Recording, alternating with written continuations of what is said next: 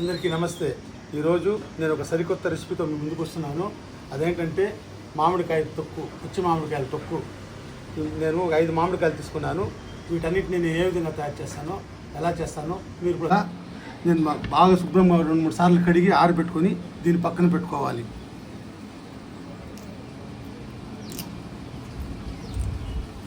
ఇలా తొటాలన్నీ తీసి పక్కన పెట్టుకోవాలి.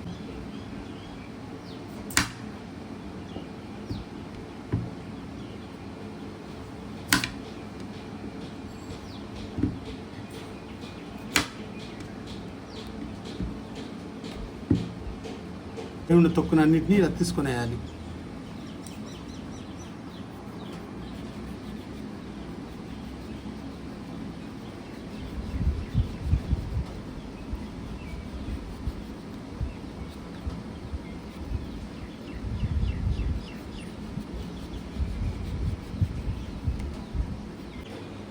ఈ మాత్రం తొక్కునన్నిటినీ శుభ్రంగా తుడిచి పక్కన పెట్టుకోవాలి.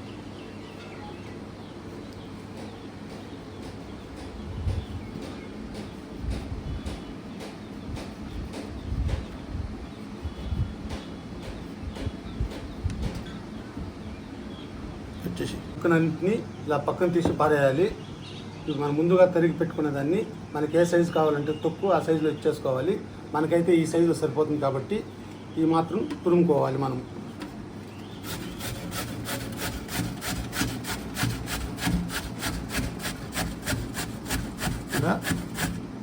ఇలా తరిగి పక్కన పెట్టుకోవాలి.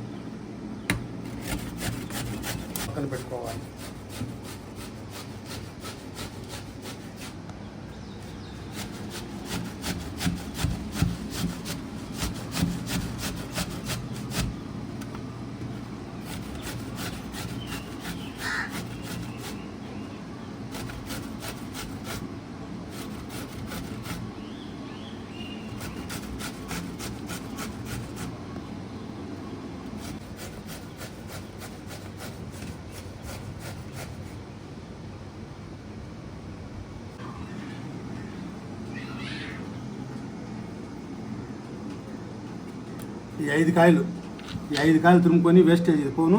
మనకి తొక్కి మాత్రం ఇంత వచ్చింది.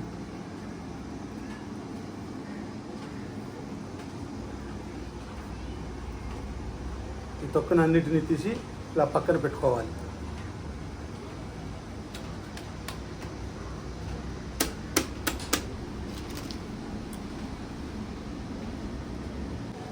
ఐదు కాయలకి మాత్రం తొక్కు వచ్చింది.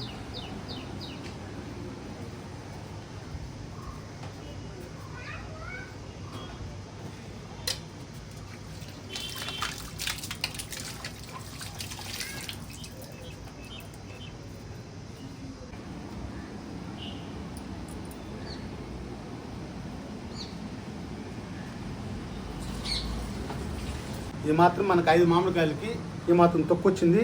ఇలాంటి కప్పు దాన్ని తీసుకొని కప్పులో దీన్ని మనం కలుసుకోవాలి ఎన్ని కప్పులు అవుతుంది. ఒకటి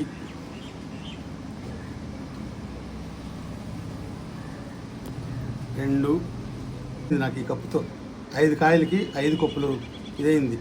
కాసేపు దీన్ని ఇలాగే ఆరనిచ్చుకోవాలి. ఇప్పుడు దీనికి కావాల్సిన ఇంగ్రీడియంట్స్ని తయారు చేసుకునే విధానాన్ని నేను ఏ విధంగా రెడీ చేసుకున్నాను. మనం తురుముకున్న మామిడి తురుముని ఒక 1/2 అవర్ లేదా 1 అవర్ ఇలా ఎండలో పెట్టి దీన్ని బాగా ఆరనిచ్చుకోవాలి. 1 అవర్ పెట్టుకుంటే సరిపోతుంది.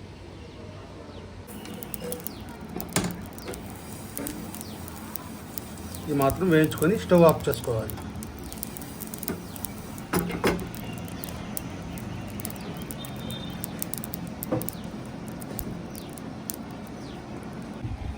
మనం ముందుగా వేయించి చల్లారనిచ్చుకున్న ఈ ఆవాల్ని మెంతుల్ని మిక్సీ జార్లోకి వేసుకొని దీన్ని మెత్తగా పౌడర్ చేసుకొని పెట్టుకోవాలి. 50 గ్రాముల కారంని ఇందులో కలుపుకోవాలి. కారం మీరు ఎక్కువ తినేటట్టు ఎక్కువ వేసుకోండి, తక్కువ తినేటట్టు తక్కువ చేసి కూడా వేసుకోండి. నేను ఈ మాత్రం వేసుకుంటున్నాను. ఉప్పు వేసుకుంటున్నాను. ఉప్పు చూసేసుకోండి, సాలకపోతే మళ్ళీ కూడా యాడ్ చేసుకోవచ్చు. ఈ మాత్రం వేసుకోండి. 5 కప్పులకి 5 స్పూన్లు. కొంచెం తగ్గించే వేసుకుని మళ్ళీ సాలపోతే వేసుకోవచ్చు. ఇందులోకే మనం ముందుగా దించి పెట్టుకున్న సాసులు ఆవాలు పౌడర్ చేసి పెట్టుకున్న దాన్ని కూడా ఒకటిన్నర స్పూన్ కలుపుకోండి. ఇది మాత్రం కలుపుకోవాలి. ఆవాలు స్పూన్ పసుపు కలుపుకోవాలి. వీటన్నిటిని బాగా కలుపుకోవాలి. ఉప్పు, కారాలు, పసుపు వీటన్నిటిని బాగా ఇలా కలుపుకొని దీన్ని పక్కన పెట్టుకొని పోపులు చేసి ఇందులో వేసుకుంటే ఎంతో సింప్లీ టేస్టీ మన మామిడికాయ తొక్కు రెడీ. ఇది వారం 10 రోజులైనా ఉంటుంది. ఆయిల్ కొంచెం ఎక్కువ వేసుకుంటే నిలువ ఎక్కువ రోజులు ఉంటుంది. ఇది మాత్రం బాండ్లీ పెట్టుకోవాలి.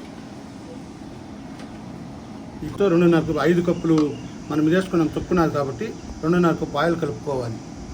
2.5 కప్పు ఆయిల్ కలుపుకోవడం వల్ల ఆయిల్ ఎంత మీ ఆప్షన్ ఎక్కువ కావాలంటే ఎక్కువ వేసుకోండి, తక్కువ కావాలంటే తక్కువ వేసుకోండి. నేను 5 కప్పులు తొక్కుకి 2.5 కప్పు ఆయిల్ వేసుకున్నాను. ఆయిల్ వేడెక్కాక ఇందులోకి కొద్దిగా ఆవాలు వేసుకోవాలి.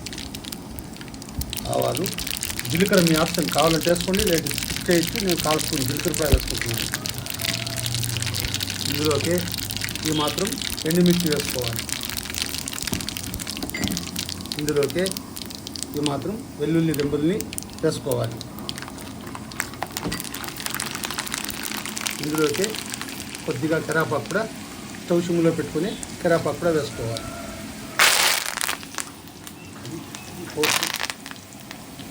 ఇది మాత్రం ఇంగు వేసుకుంటే చాలా టేస్ట్గా ఉంటుంది.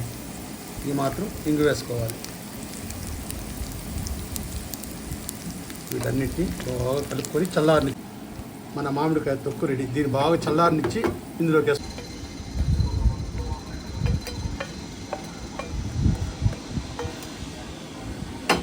వీటన్నిటిని బాగా కలుపుకుంటే ఎంతో సింప్లీ టేస్టీ మన మామిడికాయ తొక్కు రెడీ. ఇందులోకి ఇది మాత్రం ఒక 5-6 రంబులు పచ్చి వెల్లుల్లిని కూడా కలుపుకోవాలి. ఇది కలుపుకోవడం వల్ల బాగా స్మెల్ యాడ్ అవుతుంది, తినేదానికి టేస్ట్గా ఉంటుంది. ఇది మాత్రం పోపులు పెట్టుకొని బాగా కలుపుకోవాలి. మీ కాయలు సాలకపోతే మళ్ళీ వేడి చేసి చల్లారనిచ్చి ఇందులో వేసుకోవాలి.